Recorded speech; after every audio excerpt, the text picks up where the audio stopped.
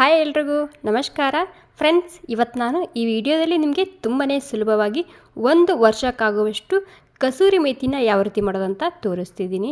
ಏನು ದೊಡ್ಡ ಕೆಲಸನೇ ಇಲ್ಲ, ಒಂದು 10-15 ನಿಮಿಷದಲ್ಲಿ 1 ವರ್ಷಕ್ಕಾಗುವಷ್ಟು ಕಸೂರಿ ಮೇಥಿನ ನೀವು ಮನೆಯಲ್ಲಿ ಮಾಡ್ಕೋಬೋದು. ಸೊ ತುಂಬ ಸುಲಭವಾಗಿದೆ. ಖಂಡಿತ ನೀವು ಮನೆಯಲ್ಲಿ ಒಂದು ಸ್ವಲ್ಪ ಟ್ರೈ ಮಾಡಿ ನೋಡಿ. ಮತ್ತು ನೀವು 1 ವರ್ಷ ಇಟ್ಟರೆ ಇದು ಖರಾಬ್ ಆಗೋದಿಲ್ಲ. ಮತ್ತು ಈ ಸಿಂಪಲ್ ರೆಸಿಪಿ ನಿಮಗೆ ಇಷ್ಟ ಆಗಿದರೆ ಒಂದು ಲೈಕ್ ಮಾಡಿ. ಸೊ ಬನ್ನಿ ಇವಾಗ ಯಾವ ರೀತಿ ಮಾಡೋದಂತ ನೋಡೋಣ. ನೋಡಿ, ಈ ಕಸೂರಿ ಮೇಥಿ ಮಾಡೋದಕ್ಕೆ ಮೊದಲಿಗೆ ನಾನಿಲ್ಲಿ 2 ಸೂಡಾಗುವಷ್ಟು ಮೆಂತ್ಯ ಸೊಪ್ಪು ತೊಗೊಂಡಿದ್ದೀನಿ. ಈ ಮೆಂತ್ಯ ಸೊಪ್ಪು ಫ್ರೆಶ್ ಆಗಿದೆ.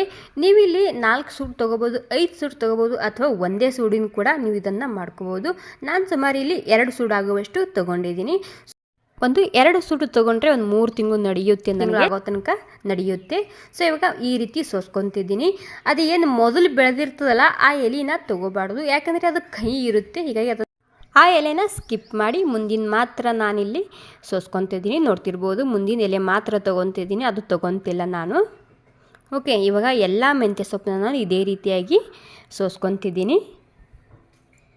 ಮತ್ತು ಫ್ರೆಂಡ್ಸ್, ನಿಮಗೆ ಈ ರೆಸಿಪಿ ಸ್ವಲ್ಪನಾದರೂ ಇಷ್ಟ ಆಗಿದರೆ ಒಂದು ಲೈಕ್ ಮಾಡಿ. ಹಾಗೆ ನಿಮ್ಮ ಅಭಿಪ್ರಾಯನ ನನಗೆ ಕಾಮೆಂಟ್ ಮೂಲಕ ತಿಳಿಸಿ. ಮತ್ತು ನನಗೆ ಭಾಳಷ್ಟು ಜನ ಕಾಮೆಂಟ್ ಕೂಡ ಮಾಡಿದರು ಈ ಕಸೂರಿ ಮೇಥಿ ರೆಸಿಪಿ ತೋರಿಸಿ ಅಂತೇಳಿ. ಹೀಗಾಗಿ ಇವತ್ತು ನಾನು ನಿಮಗೆ ಈ ವಿಡಿಯೋದಲ್ಲಿ ತುಂಬಾ ಸುಲಭವಾಗಿ ಕಸೂರಿ ಮೇಥಿನ ಯಾವ ರೀತಿ ಮಾಡೋದಂತ ತೋರಿಸ್ತಿದ್ದೀನಿ. ಓಕೆ ನೋಡಿ, ನಾನು ಎಲ್ಲನೂ ಸೋಸ್ಕೊಂಡಾಗಿದೆ. ಇವಾಗ ಮೆಂತ್ಯ ಸೊಪ್ಪು, ಇವಾಗ ಮೊದಲಿಗೆ ನಾನು ಇದಕ್ಕೆ ನೀರು ಹಾಕ್ಕೊಂಡು ಕ್ಲೀನಾಗಿ ತೊಳ್ಕೊಂಡು ತೊಗೊತಿದ್ದೀನಿ. ಇಲ್ಲಿ ನಾರ್ಮಲ್ ನೀರು ಹಾಕ್ಕೊತಿದ್ದೀನಿ ನಾನು. ಒಂದು ಸ್ವಲ್ಪ ಕ್ಲೀನಾಗಿ ಮೊದಲಿಗೆ ತೊಳ್ಕೊಳ್ಳಿ, 1-2 ಸಲ ಆಗೋ ತನಕ. ಅದ್ರ ಜೊತೆಗೆ ಒಂದು ಸ್ವಲ್ಪನೇ ಅರಿಶಿಣ ಹಾಕ್ಕೊತಿದ್ದೀನಿ ಮತ್ತು ಉಪ್ಪು ಹಾಕ್ಕೊತಿದ್ದೀನಿ. ಅಂದರೆ ಅರಿಶಿಣ ಉಪ್ಪು ಹಾಕ್ಕೊಂಡು ಇದಕ್ಕೆ ಕ್ಲೀನಾಗಿ 1-2 ಸಲ ಆಗೋ ತನಕ ಇದನ್ನು ನಾನು ತೊಳ್ಕೊತಿದ್ದೀನಿ.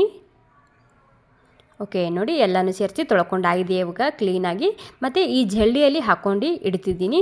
ಎಕ್ಸ್ಟ್ರಾ ನೀರೆಲ್ಲ ಕೆಳಗಡೆ ಹೋಗುತ್ತೆ ಅದು. ಹೀಗಾಗಿ ಈ ರೀತಿ ಜಲ್ಲಿಯಲ್ಲಿ ಹಾಕಿಡಿ. ನೀವು ಒಂದು 5 ನಿಮಿಷ ಬಿಟ್ಟರೆ ಸಾಕು, ಕೆಳಗಡೆ ಎಲ್ಲನೂ ನೀರು ಹೋಗುತ್ತೆ. ಮೆಂತ್ಯ ಸೊಪ್ಪು ಮಾತ್ರ ನಮಗೆ ಸಿಗುತ್ತೆ ಇಲ್ಲಿ. ಓಕೆ ನೋಡಿ, ಎಲ್ಲನೂ ನಾನು ಕ್ಲೀನಾಗಿ ತೊಳ್ಕೊಂಡಾಗಿದೆ. ತೊಳ್ಕೊಂಡು ಆದಮೇಲೆ ನಾನಿಲ್ಲಿ ಒಂದು ಬಟ್ಟೆ ಹಾಕಿದ್ದೀನಿ, ಕಾಟನ್ ಬಟ್ಟೆ ತೆಳಗಡೆ. ಇವಾಗ ನಾವು ತೊಳ್ಕೊಂಡು ಇಟ್ಕೊಂಡಿದ್ದೀವಲ್ಲ ಮೆಂತ್ಯ ಸೊಪ್ಪನ್ನ, ಈ ರೀತಿ ಕಾಟನ್ ಬಟ್ಟೆಯಲ್ಲಿ ಫ್ಯಾನಿನ ಕೆಳಗಡೆ ಬಿಡಿ ಬಿಡಿಯಾಗಿ ಹಾಕಿ, ಅಂದರೆ ಫ್ಯಾನಿನ ಕೆಳಗಡೆ ಇದನ್ನು ಕ್ರಿಸ್ಪಿ ಆಗೋ ತನಕ ಒಣಗಿಸ್ಕೊಂಡು ತೊಗೋಬೇಕಾಗುತ್ತೆ. ಮತ್ತು ಟೈಮ್ ಕೂಡ ಅಷ್ಟೇ ಇಲ್ಲಿ ಹೆಚ್ಚಕಮ್ಮ ಹಿಡಿಬಹುದು. ಬಟ್ ಇದು ಕ್ರಿಸ್ಪಿ ಆಗೋ ತನಕ ಒಣಗಿಸ್ಕೊಂಡು ತೊಗೋಬೇಕಾಗುತ್ತೆ. ಸರಿಯಾಗಿ ಒಣಗಿಸ್ಬೇಕು, ಯಾಕಂದರೆ ನಾವು ಇದು ಜಾಸ್ತಿ ದಿನ ಇಡ್ತೇವಲ್ಲ, ಅಂದರೆ ಜಾಸ್ತಿ ದಿನ ಸ್ಟೋರ್ ಮಾಡಿ ಇಡ್ತೇವಲ್ಲ. ಹೀಗಾಗಿ ನಾನಿದು 1 ಹಗಲ ಮತ್ತು 1 ರಾತ್ರಿ ಬಿಟ್ಟಿದ್ದ ಫ್ಯಾನಿನ ಕೆಳಗಡೆ. ನೋಡ್ತಿರ್ಬೋದು, ಪೂರ ಕ್ರಿಸ್ಪಿಯಾಗಿ ಬಂದಿದೆ ನಮ್ಮ ಕಸೂರಿ ಮೇಥಿ.